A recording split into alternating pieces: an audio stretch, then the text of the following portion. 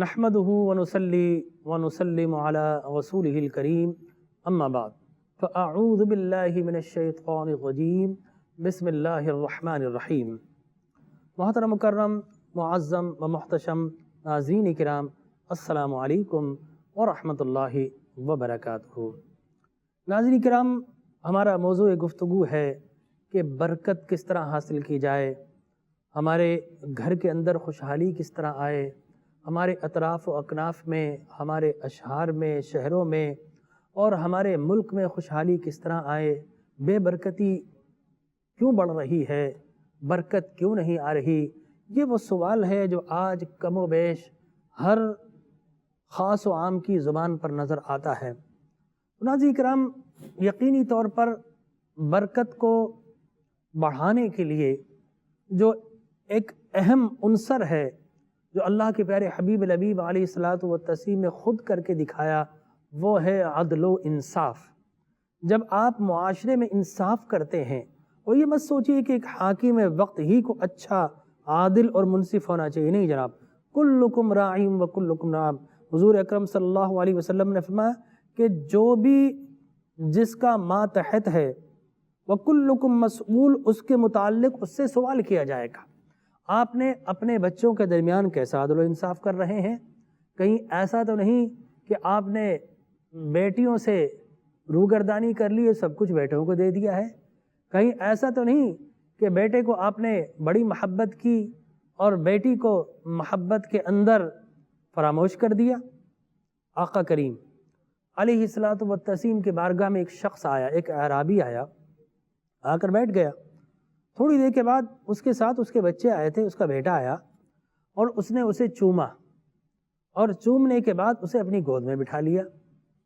تھوڑی دیر کے بعد اس کی بیٹی آئی، وہ بھی اسی کی عمر کی، اس نے اس کو اپنے پاس بٹھا لیا، بیٹا بیٹھ جاؤ۔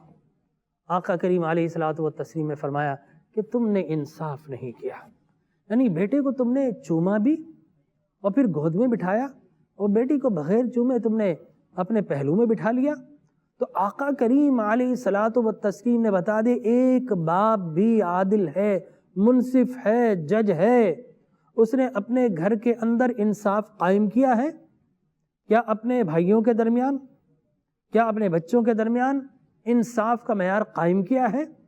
آقا کریم علیہ الصلاۃ والتسلیم نے رزق کو بڑھانے کے لیے فرمایا وَمَن يَتَّقِ اللَّهَ يَجْعَل لَّهُ مَخْرَجًا، تم اللہ سے خوف رکھو، اللہ تبارک و تعالیٰ نہ جانے کون سی راہ تمہارے لیے کھول دے، اور رزق تمہیں وہاں سے ملے جہاں سے تم گمان بھی نہیں کر سکتے۔ ایک تو ہے سوچنا، ایک یہ ہے پلاننگ کرنا۔ انسان کی سوچ اور پلاننگ وہاں پر کرتا ہے جہاں اسے کچھ چیزیں نظر آتی ہیں۔ اچھا صاحب، یہ ٹول سے ان کو اس طرح کروں گا، اس طرح کروں گا، یہ اسباب تلاش کروں گا، یہ پلاننگ کروں گا تو مجھے یہ کچھ حاصل ہو جائے گا۔ تو وہ دستیاب جو ذرائع ہیں، انسان کی سوچ اور انسان کی جو پلاننگ ہوتی ہے، فقط انہی کے ارد گرد گھومتی ہے، اس کا منصوبہ انہی کے ارد گرد بنتا ہے۔ لیکن گمان وہ ہوتا ہے جو نہ انسان کی سوچ میں آ سکتا ہے، نہ عقل میں آ سکتا ہے، نہ فکر میں آ سکتا ہے، نہ اس کی دانش میں آ سکتا ہے، نہ اس کے وہم و گمان میں آ سکتا ہے۔ گمان اسے کہا جاتا ہے۔ لہٰذا وہم کے ساتھ گمان کا اس لیے کہ وہم بھی پتہ نہ جانے کہاں سے آ جائے، اسی طرح گمان بھی نہ جانے کہاں سے آ جائے۔ تو اللہ فرماتا ہے کہ وہاں سے تمہیں رزق دوں گا اور روزی دوں گا کہ جہاں سے تمہارا گمان بھی نہیں ہوگا، گزر بھی نہیں ہوگا۔ لیکن یہ کب ہوگا؟ جب آپ عدل و انصاف قائم کریں گے۔ کیا آپ نے اپنے ملازمین کو جتنا کما رہے ہیں، کیا اپنے ملازمین کو اس کی ریشو اور اس کی پرسنٹیج کے حساب سے اسے نوکری اور اسے جو آپ فی دے رہے ہیں، یا آپ اس کی جو بھی پے کر دے رہے ہیں، کیا وہ پے اکارڈنگ ٹو انکم ہے؟ ٹھیک ہے، اتنی نہیں دے سکتے جتنا آپ کو مل رہا ہے، لیکن کیا معاشرے کے اندر جو مہنگائی ہے اس کے مطابق دے رہے ہیں؟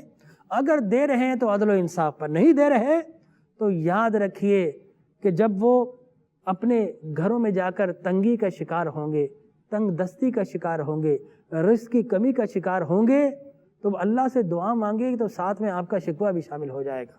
نتیجہ یہ نکلے گا کہ وہ جو اسباب رزق ہے وہ آہستہ آہستہ کم ہونا شروع ہو جائیں گے۔ بہت ساری فیکٹریز ہم نے بند ہوتے ہوئے دیکھی ہیں، بڑے بڑے ملینرز کو فٹ پاتھ پہ آتے ہوئے دیکھا ہے۔ کیوں ہے؟ اس لیے کہ نہ جانے وہ اپنے ماتحت اپنے کس ملازم کی بد دعا کا شکار ہو گیا۔ تو انصاف قائم کیجئے اپنے گھر میں، اپنی زندگی میں بھی انصاف قائم کیجئے۔ اس لیے کہ آج کل یہ فیشن چل پڑا ہے، کوئی کسی کہ صاحب آپ اس جگہ پہ کیوں نہیں آئے، آپ فلاں مقام پر بلایا تھا آپ کو کیوں نہیں آئے، تو وہ کہتا ہے صاحب میں اتنا مصروف ہوں، میرے پاس وقت ہی نہیں ہے۔ تو آج یہ میرے خیال میں ایک پریسٹیجیس لیول بن گیا ہے، یہ اپر کلاس کا، ایلیٹ کلاس کا، جو ہمارے پاس ٹائم نہیں ہے۔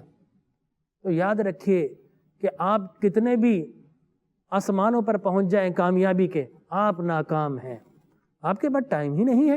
کامیاب شخص وہ ہے کہ جس کے پاس اپنے رزق اور روزی کو بھی ٹائم دینے کے لیے وقت ہے، اپنے گھر والوں کے لیے بھی وقت ہے، اپنے بچوں کے لیے بھی وقت ہے، اپنے دوستوں کے لیے بھی وقت ہے، اپنے رب کے لیے بھی وقت ہے، اور پھر آگے چل کر کہ اپنے آپ کے لیے بھی وقت ہے۔ اپنے آپ کو بھی وقت دیا کریں، رب کو بھی وقت دیا کریں، اور پھر اس کے بعد دیگر چیزوں کو وقت دیں گے تو یقیناً انصاف ہوگا۔ انصاف ہوگا تو اللہ تبارک و تعالیٰ کی رحمتیں متوجہ ہوں گی، اور جب اس کی رحمت متوجہ ہو جاتی ہے تو یقینی طور پر رزق کے دروازے کھل جاتے ہیں۔ آقا کریم علیہ الصلوۃ والتسلیم کے انصاف کا کیا کہنا۔ مال غنیمت پھر آیا اور آپ نے سب میں غلام تقسیم کیے، باندیاں تقسیم کی، جو آیا تقسیم کر دیا۔ مخدوم کائنات رسول مکرم صلی اللہ علیہ وسلم کی عظیم الشان شہزادی حضرت سیدنا فاطمۃ الزہرا رضی اللہ تعالی عنہا، انہوں نے حضور کو ایک چٹھی لکھی کہ بابا جان سب کو غلام دیے ہیں، لیکن چکیاں چلا چلا کر میرے ہاتھوں میں چھالے پڑ گئے۔ رسول مکرم صلی اللہ علیہ وسلم نے جو اپنی بیٹی کو جہیز میں جو تحفے دیے تھے ان میں کچھ چھوٹے چھوٹے سے سامان تھے، چکیاں دو تھیں۔ پتہ تھا چکی چلانا پڑتی ہے، آٹا گوندنا پڑتا ہے، چکی چلا چلا کر ہاتھوں میں چھالے پڑ گئے ہیں۔ کاشانہ نبوت کی شہزادی، اللہ اکبر، princess of the all princess, دنیا کی ساری شہزادیوں سب سے بڑی شہزادی، وہ کہتی کہ بابا جان ہاتھوں میں چھالے پڑ گئے۔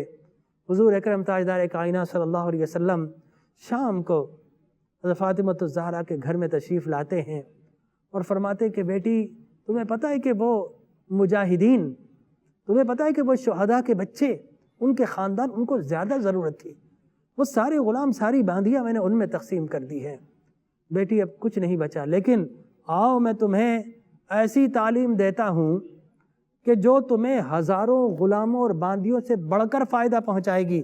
آپ نے فرمایا کہ بیٹی جب رات کو سونے لگو تو 33 مرتبہ سبحان اللہ، 33 مرتبہ الحمدللہ اور 34 مرتبہ اللہ اکبر پڑھ لیا کرو، یہ تمہیں ہزاروں باندیوں اور غلاموں سے اور مال و غنیمت سے بڑھ کر برکتیں عطا فرمائے گا۔ تو یہی تسبیح فاطمہ بن گئی۔ ناظرین اکرام، رسول اکرم نے سب کو مال دیا، نہیں دیا تو فاطمہ تو بدعۃ منی، فاطمہ میرے جگر کا ٹکڑا، اپنے جگر کے ٹکڑے کچھ نہیں دیا۔ آج کون مانے گا ہم اس نبی کے ماننے والے ہیں جس نے شرف ابو بکر پر دیہاتی کو فوقیت لے جانے دی لمحاتی طور پر؟ کون مانے گا ہم اس نبی کے ماننے والے ہیں جس نے سب کو جتنا دیا اپنے چچا کو بھی اتنا دیا؟ کون مانے گا ہم اس نبی کے ماننے والے ہیں جس نے سب کو غلام دیے، مال دیا؟ نہیں دیا تو اپنی لاڈلی بیٹی کو نہیں دیا۔ انصاف قائم کیجئے اور اقوام عالم میں بلندگی اور انتہائی اعلیٰ مقام حاصل کر لیجئے۔ ایک گھر سے لے کر، فرد سے لے کر سب انصاف قائم کریں گے تو یہ معاشرہ انصاف کی برکات اور حسنات سے روشن منور ہوگا، اور رزق اس طرح آئے گا کہ دینے والے تو ہوں گے، لینے والا کوئی نہیں ملے گا۔ انشاءاللہ اجازت دیجئے، وآخر دعوایا ان الحمدللہ رب العالمین۔